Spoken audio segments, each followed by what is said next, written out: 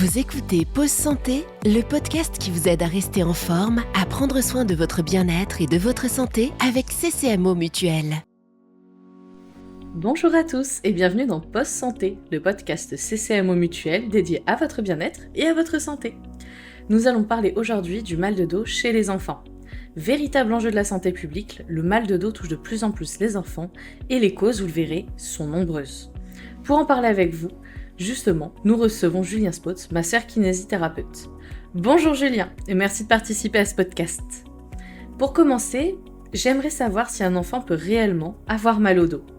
Un enfant peut évidemment avoir mal au dos. Le mal de dos, c'est un enjeu de santé publique. Malheureusement, il touche aussi bien l'adulte que l'enfant. Et on a même une tendance qui va dans le sens où l'enfant a de plus en plus mal au dos. À 7 ans, 7% des enfants se sont plaints du dos. 25% des 10-15 ans ont déjà eu mal au dos. Il faut savoir que chez l'adulte, ce chiffre monte à 80%, puisque 8 adultes sur 10 souffrent ou souffriront un jour de leur dos. Ça fait effectivement beaucoup. Quels sont les facteurs de risque à connaître concernant le mal de dos ? Les risques du mal de dos sont multiples. Le premier, et ça sera la même chose chez l'adulte, c'est la sédentarité, le manque d'activité physique qui va impacter énormément pour le mal de dos chez l'enfant. Et après, ça va être tous les conseils d'hygiène de vie. Le surpoids, l'obésité, bien sûr, plus l'enfant va être en surpoids, en surcharge pondérable, plus ça va mettre en contrainte ses articulations et plus il aura tendance à souffrir du dos. Le manque de sommeil aussi, la fatigue aura un impact sur le mal de dos chez l'enfant. Des cartables, du poids des cartables. Un point qu'on peut mettre avec la sédentarité, le temps passé sur les écrans aussi, la posture de travail avec l'apparition des ordinateurs portables. Certains ados, on va surtout parler des ados, auront tendance à travailler affalés dans leur lit ou dans le canapé. Il ne faut pas perdre de vue que l'ordinateur portable reste un outil nomade et n'est pas fait pour faire un travail de bureau. Alors, quelles sont vos recommandations pour éviter justement ce mal de dos ? Avoir une activité physique me paraît vraiment primordial. Il est important de bouger, on a tendance à de moins en moins bouger. Il faut savoir que l'homme est un primate à la base, bipède, donc fait pour être sur ses deux jambes, qui était fait pour marcher, pêcher, chasser, cueillir. Pas du tout pour être devant ses écrans, devant son téléphone, devant la télé. Avez-vous des conseils ou recommandations sur le ou les sports à pratiquer justement ? En premier lieu, bien sûr, ça sera la natation.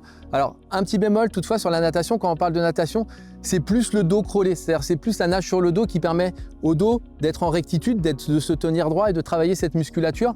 Attention à la brasse coulée où on va creuser et du coup avoir une action sur le dos qui ne sera pas forcément positive. La marche à pied est un sport très bon. Pour être un peu plus original, l'escalade est un sport très bien puisqu'il va allier à la fois la souplesse et le gainage, la force.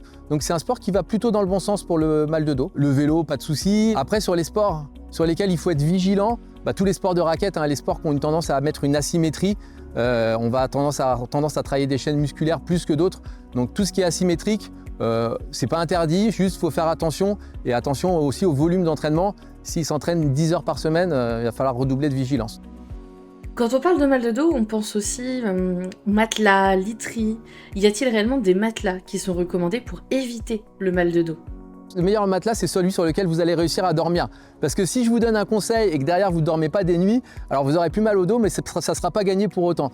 Donc un matelas ou un oreiller, l'idée en fait c'est qu'il soit relativement ferme, qu'il épouse un peu la forme de votre corps. Toutes les dernières technologies, les choses à mémoire de forme me paraissent être le meilleur compromis. Et pour continuer sur le matériel, existe-t-il des recommandations en termes de cartable pour les jeunes ? Il faut savoir qu'il y a des recommandations scientifiques qui ont été faites. Le poids du cartable ne devrait pas excéder 10% du poids du corps de l'enfant. Or, on s'aperçoit qu'actuellement, les dernières données qu'on a, le cartable d'un collégien pèserait 8,5 kg, soit à peu près 20% du poids de son corps. Donc on n'est pas du tout bon. Donc il faut vraiment déjà, en premier lieu, essayer d'alléger ce poids de cartable. Après, au niveau du cartable en lui-même, attention, on a tendance, en vouloir bien faire, à acheter des cartables à roulettes. Il faut savoir que rien que cette technologie des roulettes de poignet, ça va alourdir de base le poids du cartable. Donc ça sera déjà un poids incompressible sur lequel on ne pourra pas jouer. Donc ça va alourdir le poids du cartable. Et autre mise en garde sur le cartable à roulettes, les enfants auront tendance à le tirer. Donc s'ils le tirent toujours du même côté, on va avoir un côté un petit peu asymétrique avec un rachis toujours, un dos toujours en rotation du même côté. Donc attention au cartable à roulettes. Pour ce qui est du cartable plus classique, les réglages sont simples. Il faut que le cartable soit bien ajusté, porté sur les deux bretelles pour éviter une asymétrie au niveau du dos. Il y a un meilleur port de charge. Et enfin, que le cartable tombe bien au niveau du dos pour être en appui. Parfait. Côté exercice maintenant, avez-vous des exemples d'exercices pour faire bouger les enfants et à quelle fréquence ? Une routine d'exercice me paraît intéressante, 5-10 minutes par jour. Alors des exercices simples, des exercices, on se met à quatre pattes, les bras dans le prolongement des épaules, les genoux au niveau des hanches, et juste faire un petit peu le dos rond, le dos creux, le chien, le chat. C'est un exercice qui peut être très intéressant, qui va permettre de mobiliser le dos et le bassin, le tout en décharge. Alors quand je dis en décharge, c'est-à-dire sans contrainte du poids du corps. Après, pour le travail musculaire, tout simplement, vous levez un bras, si vous levez le bras droit, vous levez la jambe gauche. En fait, on va lever bras et jambes opposés pour permettre de rigidifier un petit peu notre axe et entretenir nos qualités musculaires au niveau du dos. Et en ce qui concerne les professionnels de santé, existe-t-il des spécialistes pour le mal de dos des enfants ? En premier lieu, ça sera votre médecin traitant et le pédiatre, bien évidemment.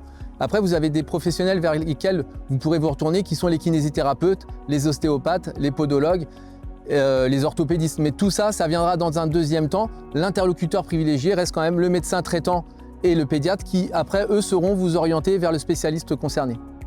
Avant de terminer, avez-vous un dernier conseil pour nos auditeurs, Julien ? Soyez mobile, bougez, attention à votre alimentation, attention à votre sommeil et attention surtout à votre hydratation. Eh bien, merci beaucoup Julien. On a maintenant tout ce qu'il faut pour aider nos enfants à porter correctement leur cartable, à adopter les bonnes postures et pour qu'ils restent actifs. N'hésitez pas à consulter le dossier santé complet disponible sur notre site www.ccmo.fr. Merci de nous avoir écoutés, prenez soin de vous au quotidien. On se retrouve très vite pour un nouvel épisode.